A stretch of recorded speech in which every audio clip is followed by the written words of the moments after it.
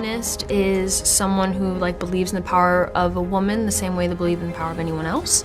And I definitely would consider myself a feminist, but I would consider myself an intersectional feminist, meaning you can't pick and choose which kind of women or types of women or from which backgrounds you choose to support. If you're going to choose to support women, you have to, that includes all women. So I think it's important to keep that in mind when you choose to call yourself a feminist, you know?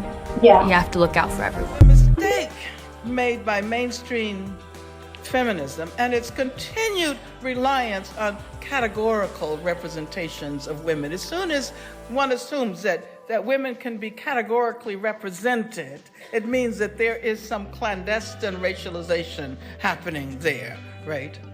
And you hear the term glass ceiling feminism. It's grounded from the very outset in hierarchies.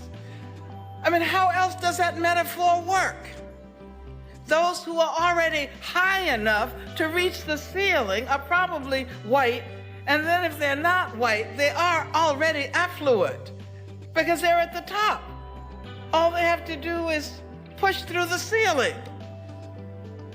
And as long as I have identified as a feminist, it has been clear to me that any feminism that privileges those who already have privilege is bound to be irrelevant to poor women, working class women, women of color, trans women of color. I feel like as Black women, we are predisposed to be more empathetic, not more empathetic than like the entire world, but like we kind of feel the need to give and like give and give and give and give and empathize.